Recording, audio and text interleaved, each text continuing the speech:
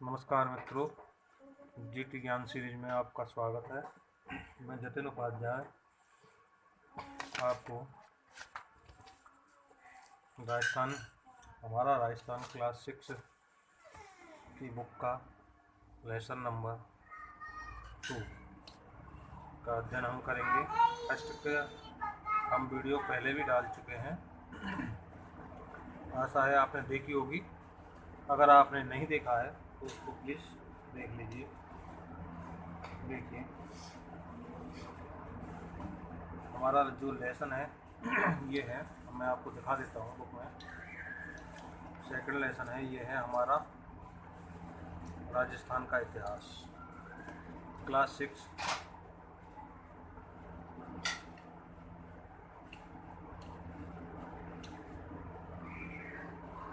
तो इसमें हम देखते हैं, शुरुआत में चित्तौड़गढ़ जिले का वर्णन किया गया है। एक गांव है बाटोली, उसका छात्र था रमेश, जो दीवार पर लिखे हुए चित्र को ध्यान से देख रहा था। तभी उसने अपने टीचर से प्रश्न पूछा कि सर, हमारे राज्य का नाम क्या है? राजस्थान। टीचर ने कहा हमारे राज्य का नाम राजस्थान है। तो उन्होंने कहा हमारे राज्य का नाम अगर राजस्थान है तो हमारा जो ये क्षेत्र है इसको हम मेवाड़ क्यों कहते हैं? ये जो हमारा क्षेत्र है, हमारे राज्य का नाम राजस्थान है, तो इस क्षेत्र को हम मेवाड़ क्यों कहते हैं? इस क्षेत्र को हम मेवाड़ क्यों कहते हैं? तो आगे शिक्षक उसको जवाब देते हैं कि जो मेवाड़ है और जो मारवाड़ है, ये जो मेवाड़ है ये हमारे क्षेत्र का प्राचीन नाम है। जो मेवाड़ है जो ये हमारे क्षेत्र का प्राचीन नाम है, और जो ये मारवाड़ क्षेत्र है और ये जो मारवाड़ क्षेत्र है ये हमारे देश का, हमारे जो राज्य है उसका प्राचीन नाम है। ये पहले अलग अलग देश कहलाते थे। मैं राज्य की जगह देश के बोल रहा हूँ, सॉरी। ये जो पहले मेवाड़ क्षेत्र था ये अलग देश, इसके जो नागरिक थे, इसके रहने वाले राजा इसको अपना अलग देश मानते थे, मारवाड़ को अलग देश मानते थे। जब राजस्थान का एकीकरण हुआ तो यह एक राज्य के रूप में अस्तित्व में आया। मारवाड़ जोधपुर के आसपास का जो क्षेत्र था वो मारवाड़ कहलाता था। प्राचीन काल में जो हमारा राजस्थान था वो विभिन्न जनपदों में बटा हुआ था। छोटे छोटे जनपद थे, और ये जनपद, यहाँ लिखा हुआ है जनपद एवं अंचल, वहाँ रहने वाली जातियों के नाम से जाने जाते थे। जो ये जनपद थे, जो वहाँ विभिन्न जातियाँ जो रहती थी उस क्षेत्र में, उन जातियों के नाम से उन जनपदों के नाम जाने जाते थे। जैसे जांगल क्षेत्र, ये जो क्षेत्र देखा है बीकानेर, कुछ बाड़मेर का क्षेत्र बीकानेर का, ये क्षेत्र जांगल में आता है।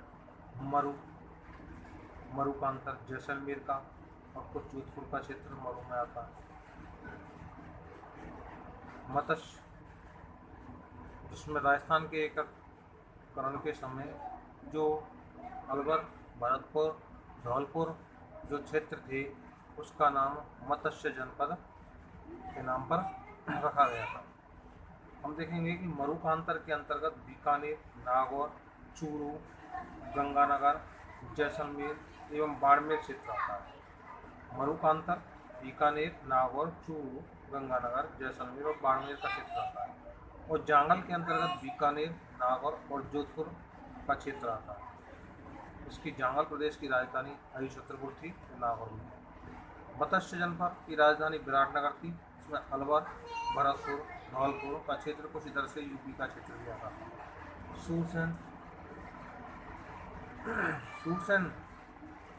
सूरसेन के अंतर्गत भरतपुर का कुछ क्षेत्र जो आधा मत्स्य जनपद में आता था, आधा सूरसेन में।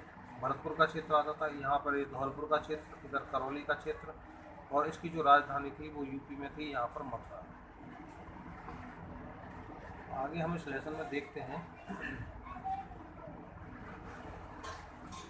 तो प्राचीन भारत में देखोगे यहाँ पे जो प्राचीन भारत में आर्य आर्य थे, वो छोटी छोटी बस्तियाँ बना करके रहते थे। और जो छोटी छोटी बस्तियाँ थीं, प्राचीन काल में जो आर्य थे वो छोटी छोटी बस्तियों में रहते थे। एक बस्ती यहाँ पे, एक बस्ती यहाँ पे, एक यहाँ। तो ये कबीले थे, उनमें आपस में युद्ध भी हो जाता था, आपस में शादी संबंध भी होते। ये बस्तियाँ आपस में मिल करके उन्होंने एक क्षेत्र बना लिया। ये क्या कहलाने लगे? जनपद।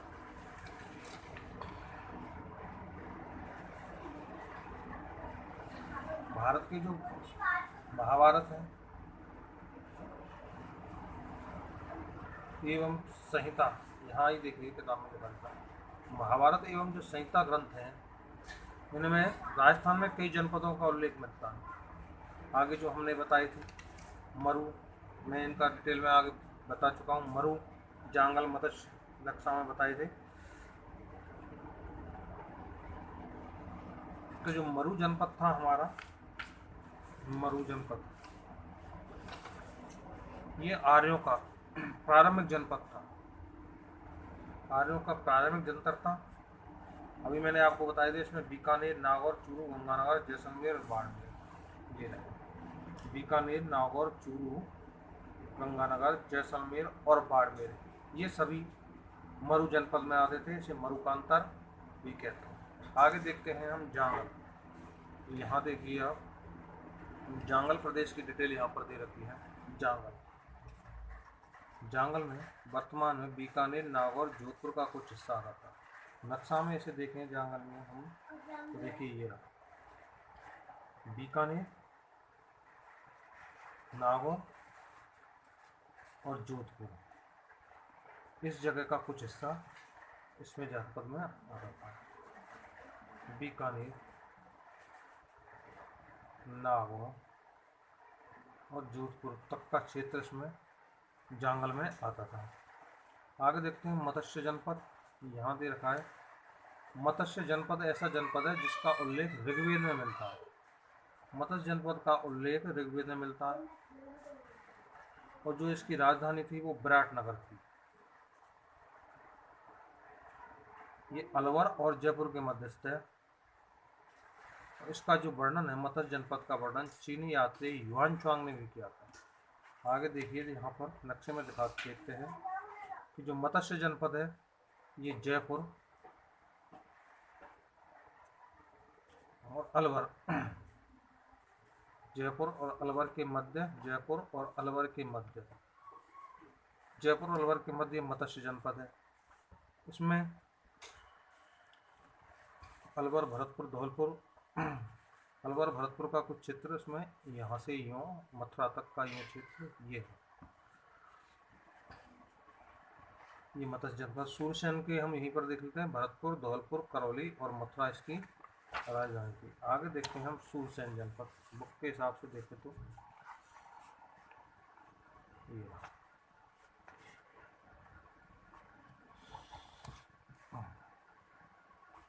सूरसेन जनपद, भरतपुर, धौलपुर और करौली सूरसेन जनपद के भाग थे। राजधानी क्या थी? मथुरा, कृष्ण जन्मभूमि जो मथुरा है। जो यूनानी लेखक सिकंदर के समय सूरसेन और सोरसेन में जो चौथी शताब्दी में यूनानी लेखकों ने सिकंदर के समय में इसको सूरसेन या सोरसेन नाम से संबोधित किया था। जो बयाना प्रशस्ति है, भरतपुर जिले में एक बयाना तहसील है, वहाँ पर एक प्रशस्ति लगी हुई है जिसमें सूरसेन राजवंश का वर्णन मिलता है। सूरसेनों का शासन बयाना में था भरतपुर जिले में।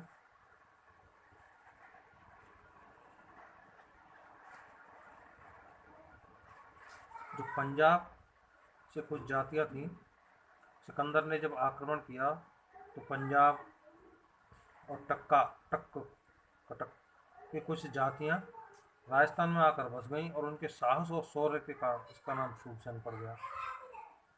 तो ये जातियाँ जो वहाँ से पंजाब से भाग करके यहाँ आई सिकंदर के आक्रमण के समय, वो मालव जाति थी, शिवी थी, अर्जुनाइन आदि जातियाँ थी। शिवी जो उदयपुर के पूर्व पश्चिम उत्तर का संभागीय प्रदेश है शिवी जाति के आधिपत्य में था। जो उदयपुर है यहाँ पर, तो इसका पूर्व क्षेत्र, पश्चिमी क्षेत्र, उत्तरी क्षेत्र जो संभाग के अंतर्गत आते हैं वो सभी इस शिवी के अंतर्गत आते हैं।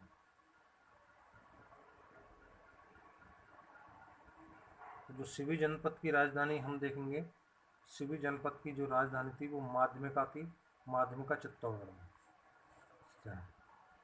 माध्यमिका थी जिसके अवशेष चित्तौड़गढ़ में।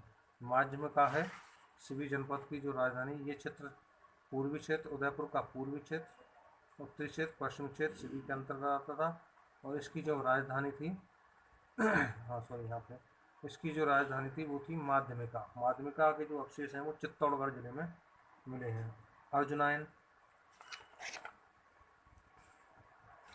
यहाँ पर देखिए इस नक्शे से क्लियर होगा, शिवी जनपद ये इसकी राजधानी यहाँ पर चित्तौड़ है।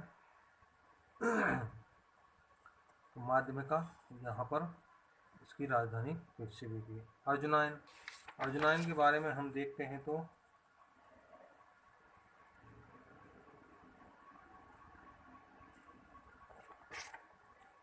अर्जुनायन अलवर और भरतपुर का क्षेत्र अर्जुनायन के अंतर्गत आता है। अर्जुनायन ने मालवों को पराजित किया। अर्जुनायन ने जो मालवों के साथ मिलकर के विदेशी छत्रपों को, मालवों को पराजित नहीं किया, मालवों के साथ मिलकर के जो विदेशी जातियां थी छत्रप जातियां, उनको पराजित किया था। जो मालव जाति थी उनके शक्ति का केंद्र क्या था? जयपुर था। जयपुर के निकट था और जो अब वर्तमान में टोंक जिले में है। अब मालव जो थे अजमेर, टोंक से लेकर के यहाँ तक फैले हुए थे। प्रतापगढ़, झालावाड़ क्षेत्र में मालव, यहाँ प्रतापगढ़, झालावाड़, यहाँ इस इलाके में मालव। टोंक से, अजमेर से, झालावाड़ से, प्रतापगढ़ क्षेत्रों में मालव फैले हुए थे।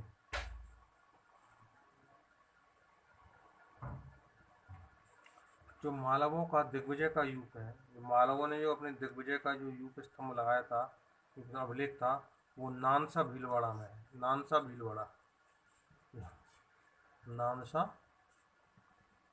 में है। योद्धे, राजस्थान का उत्तरी भाग योद्धे के रूप में शक्तिशाली गणतंत्रीय कबीला था। संभवतः योद्धे ने ही उत्तरी राजस्थान को कुषाण शक्ति को नष्ट किया। योद्धे, ये उत्तरी राजस्थान का क्षेत्र योद्धे था और योद्धों ने ही हमारे जो कुषाण थे, कुषाणों की जो शक्ति थी उसको इन योद्धों ने, ये क्षेत्र है योद्धे का है, कुषाणों की शक्ति को योद्धे ने नष्ट किया था।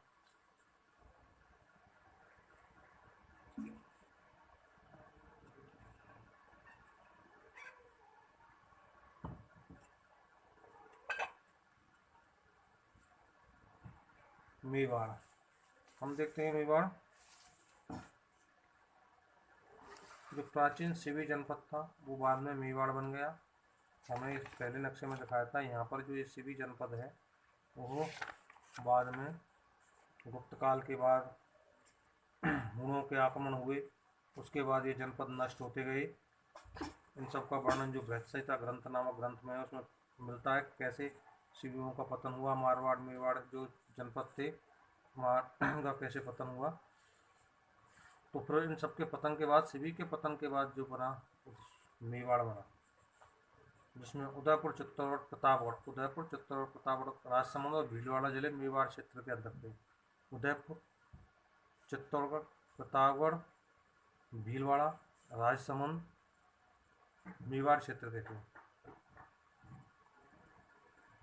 इस पर मेवाड़ पर गोहिल और सिसोदिया वंश का राजपन शासन रहा। मेवाड़ में मेवाड़ी भाषा बोली जाती है। बागड़, डूंगरपुर बांसवाड़ा का जो क्षेत्र है मेवाड़ से नीचे, ये बांगड़ कहलाता है।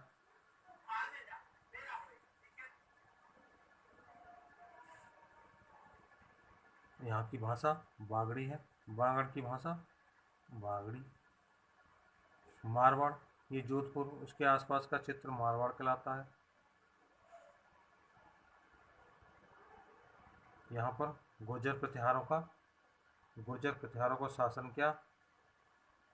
गुर्जर प्रतिहारों ने इस मारवाड़ पर शासन किया था और राठौर लास्ट, और उसके बाद इस पर राठौर वंश का शासन स्थापित हो गया। आ जाते हैं यहाँ पर बूंदी, कोटा बूंदी बारा झालावाड़ हाड़ौती क्षेत्र कहलाता है। प्राचीन काल में इस पर बूंदा मीणा ने बूंदी को बताया था, बूंदा मीणा ने, तो मीणाओं का आधिपत्य रहा बूंदी पर। बूंदा मीणा के नाम पर ही बूंदी का शासन रहा था। और जो बूंदी में जो बोली बोली जाती है उसको क्या बोलते हैं, हाड़ौती बोली। बूंदी में हाड़ौती बोली बोली जाती है। ढूंढाड़, जयपुर और उसको आसपास का क्षेत्र ढूंढाड़ कहलाता है। और ढूंढाड़, जयपुर उसके आसपास का क्षेत्र ढूंढाड़ कहलाता है। और ढूंढाड़, जयपुर और उसके आसपास का क्षेत्र हम देखते हैं, यह जयपुर और आसपास का क्षेत्र ढूंढाड़ कहलाता है। और इस पर 12वीं शताब्दी में कछवाहा वंश का शासन था। इस पर 12वीं शताब्दी में कछवाहा वंश का, ढूंढाड़ जयपुर उसके आसपास का क्षेत्र ढूंढाड़ कहलाता है, इसमें कछवाहा वंश का शासन था।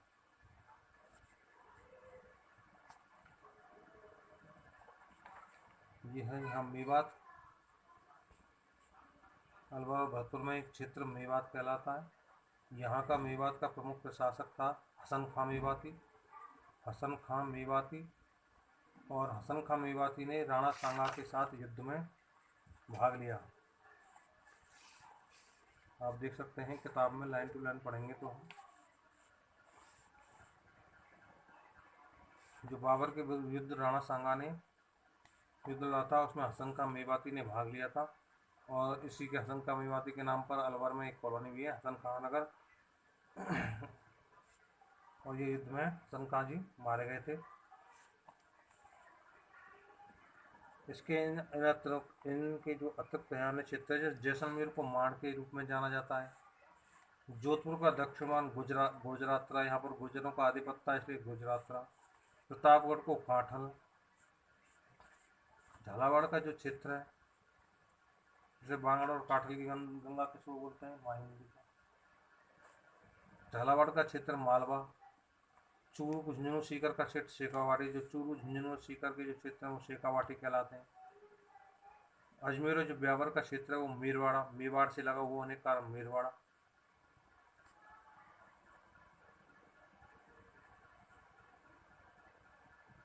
हम देखते हैं कि हमने लेसन 2 का पूरा भाग अच्छे से नक्शे के रूप में समझ करके कवर कर लिया। आपको पसंद आया होगा तो जेटी गार्डन चैनल को लाइक करें, सब्सक्राइब करें, चैनल की हेल्प करें। Thank you. जय हिंद।